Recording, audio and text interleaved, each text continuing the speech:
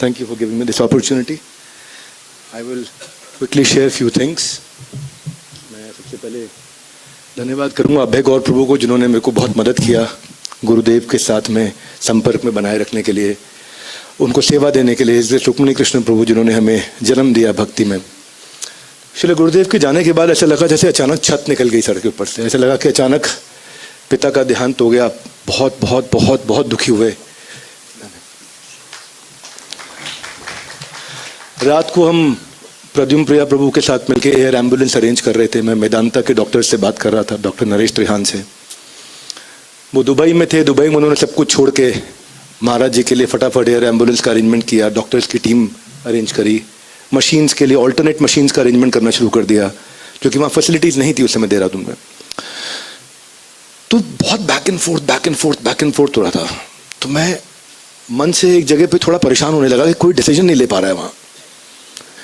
फिर उन्होंने मुझे रात को 12:30 बजे फ़ोन किया, डॉक्टर ने, मेदांता के। बोले डॉक्टर बिंद्रा आप ना, क्योंकि उनसे प्रेम करते हैं, मैं आपको बता देता हूँ असलियत क्या है। असलियत ये है कि he will not survive till morning, इसीलिए कोई डिसीजन नहीं ले रहा है अभी। और सब के सब चुप है और कोई बताएगा भी नहीं, और सब इस समय बहुत पैनिक में है। आप मेरी बात मानो, गाड़ी स्टार्ट करके निकल पड़ो। हमने गाड़ी स्टार्ट किया, मैं निकल पड़े। वहाँ पहुँचने के बाद मतलब आई वॉज कम्प्लीटली डिवास्टेटेड। बहुत बहुत दुखी हुआ देख करके, क्योंकि गुरुदेव ने 2004 में 10 जनवरी को मैं पहली बार मंदिर आया था। तो मेरे एक बहुत प्रिय भक्त है हमारे अचिंत्य तत्व प्रभु, मुझे गुरुदेव से मिलाने लेके गए थे। 2004 में जब मैं आया तो महाराज ने मतलब तभी से ना कुछ बहुत स्पेशल मर्सी देना शुरू किया। थोड़े दिनों बाद भक्ति सिद्धांत सरस्वती ठाकुर का आविर्भाव था या तिरुभाव था। मैं कॉलेज से आया था, पैंट शर्ट में था। तो महाराज ने देख लिया सब अभिषेक कर रहे हैं, तो महाराज ने बोला आप अभिषेक करो। तो जीता मित्र प्रभु ने मना कर दिया कि पैंट शर्ट में नहीं कर सकते, ये मंदिर का नियम नहीं है। तो ठीक किया प्रभु जी ने, तो उन्होंने बिल्कुल सही किया, उन नियम से चलना चाहिए। तो प्रभु जी को धन्यवाद उसके लिए। लेकिन महाराज आए और बोले इनके लिए मैंने नियम बदल दिया है। तो अब आप कॉजलेस मर्सी को समझ सकते हैं कि कोई नया है, उसको कोई जानता नहीं है, अभी मंदिर में छोटा बच्चा है, कॉलेज में पढ़ता है, ऐसे गुरुदेव बोले किसी के लिए, इनके लिए मैंने नियम तोड़ दिया। तो फिर महाराज ने मुझे बुलाया और फिर बोला कि मालूम है तुम्हारे लिए मैंने नियम क्यों तोड़ा हूँ। अब मैं ये बात महाराज जी के सामने बोलूँगा, मना कर देंगे, है ना। पर श्रील गुरुदेव आपसे मैं परमिशन लेकर के कहना चाहता हूँ। वो बोले तुम्हारे लिए नियम इसलिए तोड़ा क्योंकि मैं तुम्हें पिछले जन्म से जानता हूँ। तो हमारे महाराज जी की एक आदत है, उनकी आदत क्या है कि वो पता नहीं चलने देते किसी को कि मेरे पास कोई सिद्धि है। बहुत प्यार से, बहुत सॉफ्ट, बहुत हम्बल रहते हैं। अब ये रिकॉर्ड हो रहा है नहीं हो रहा मुझे मालूम नहीं, पर कोई बात नहीं, बागेश्वर महाराज बुरा नहीं मानेंगे। एक बार मैं बाबा बागेश्वर महाराज को लेके आया महाराज जी से मिलाने। अब महाराज ना जो कहना है वो कहना है, बहुत सॉफ्टली कह देना है जो कहना है।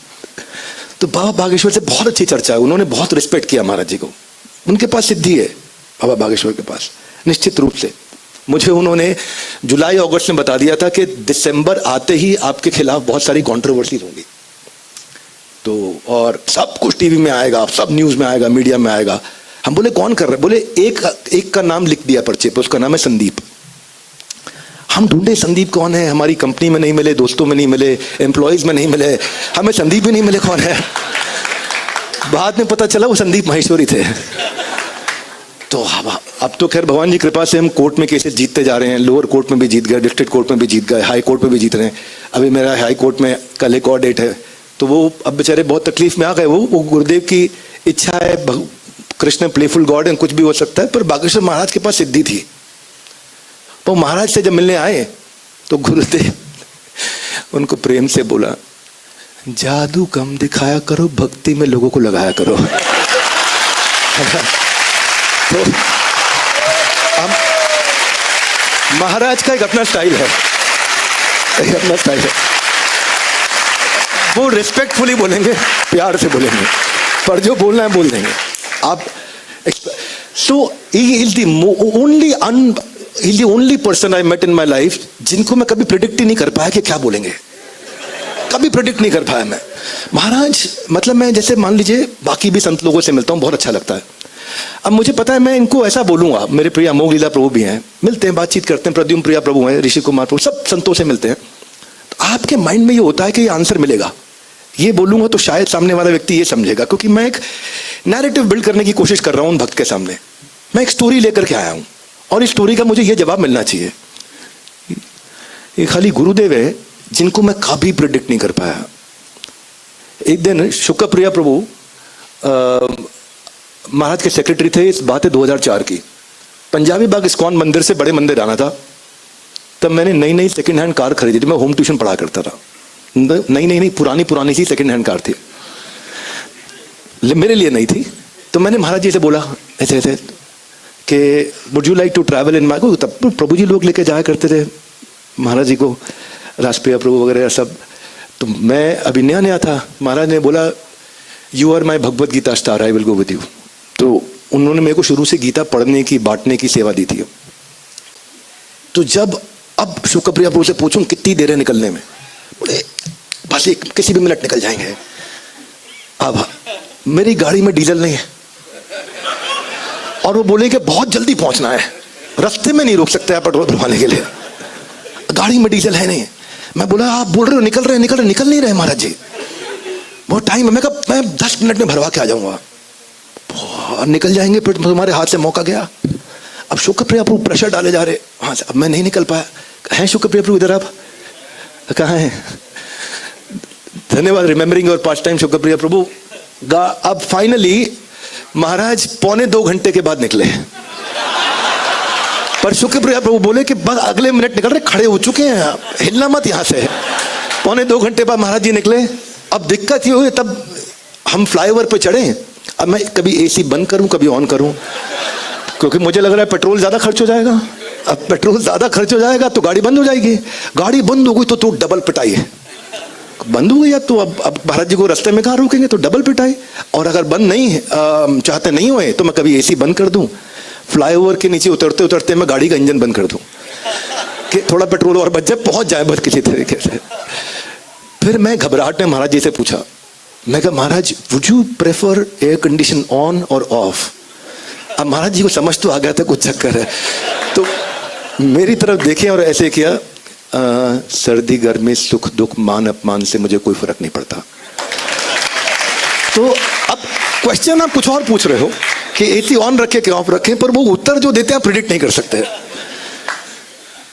तो महाराज हमारे ऑफिस आए और ऑफिस आके बोले ऐड 1 बड़ा टू बड़ा business every year, make it बड़ा बड़ा business, next year make it बड़ा बड़ा बड़ा बड़ा बड़ा बिजनेस, एंड देन बड़ा बड़ा बड़ा बड़ा बड़ा बड़ा बड़ा, you will become number 1 in the world. एक दिन क्या हुआ, मैं सारी वेबसाइट की रैंकिंग लेके, यूट्यूब की रैंकिंग लेके, नंबर ऑफ ऑफिसेज लेके, रेवेन्यू लेके, अपना कंपाउंडेड एनुअल ग्रोथ रेट लेकर के, लिस्टिंग की पॉसिबिलिटी को लेके, Guinness book of world record लेके, सारा फाइल बना के मैं ले गया कि महाराज जी आप चाहते थे मैं वर्ल्ड में नंबर 1 बनूं, मैं 14 कैटेगरी में नंबर 1 हो गया हूं। मैंने जैसे ये पिछली दफा भी बोला था कि most unpredictable person, second line he said, Krishna को 1 सेकेंड भी नहीं लगेगा सब छीनने में। तो कृष्णा ने सब छीन लिया, तो ऐसा ही हो गया। तो ही is the most unpredictable person. मैं आपको ये जरूर शेयर करना चाहूंगा कि अगर वेदव्यास प्रभु आप इसको समझोगे, अगर गुरुदेव के रीजन के जो मंदिर थे अगर उनकी लिस्टिंग हो जाए और उनका स्टॉक प्राइस डिसाइड हो जाए, तो मैं अपनी जिंदगी की सारी कमाई गुरुदेव के मंदिरों की स्टॉक प्राइस की ग्रोथ में लगा दूंगा। कोई best return of capital employed, best ROI, सबसे अच्छा कैगर, सबसे तेजी से बनाने वाले मंदिर, सबसे तेज ग्रोथ। और ROI ऐसा है इसका कि एक मंदिर तैयार हो गया, अब अगले 500 साल तक ये मंदिर चलेगा ना। 500 साल तक यहाँ भक्त बनते रहेंगे, आगे बढ़ते रहेंगे। कोई सा भी रेशियो उठाओ, नया रेशियो मैंने ऑब्जर्व किया है, डिवोटी रिटेंशन का रेशियो बहुत चेंज हो रहा है, डिवोटी केयर का रेशियो बहुत चेंज हो रहा है। इतना नए रेशियोज आप निकालोगे ना तो आप देखोगे सबसे ज्यादा ग्रोथ इस मूवमेंट में प्रभुपाद जी के जो पार्षद, जो नित्य लीला प्रविष्ट हुए हैं, परम पूजनीय श्रील गोपाल कृष्ण गोस्वामी महाराज की बराबरी मैं क्षमा चाहता हूं कोई नहीं कर सकता, असंभव है, ये सच्चाई है। मैं आप में से कई लोगों को मालूम है, पुराना किस्सा है, मेरे दोस्त है पवन जी, PP ज्वेलर वाले, उनके साथ हम लोग बैठे थे कहीं पे चर्चा कर रहे थे, तो जगन्नाथ रथ यात्रा की बात हो रही थी। चांदनी चौक की। आप में से कई लोगों को पता होगी बात है, जो पुराने भक्त लोग हैं। बहुत तेज बारिश हो गई, बहुत तेज बारिश हुई, बहुत तेज बारिश हो गई। सब भक्त लोग रथ छोड़ करके इधर उधर नीचे छुपने चले गए। तो महाराज परेशान थे। महाराज ने ऐसे हाथ ऊपर किया, बोले Indra can you stop. 3 second में बारिश रुक गई। अब महाराज ये नहीं चाहिए किसी को पता चले।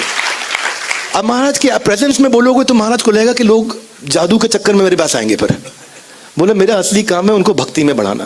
पर उनके पास सिद्धियां इतनी सारी थी जो इतनी बारी हमारे को दिखाई पड़ी। तो एक बार ना, हाँ जी, एक बार ही क्या हुआ कि महाराज जी के पास में गया। टाइम हो गया?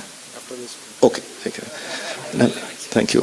महाराज जी के पास में गया, किसी ने मेरे बारे में बहुत बुराई कर दी पीछे से जाके।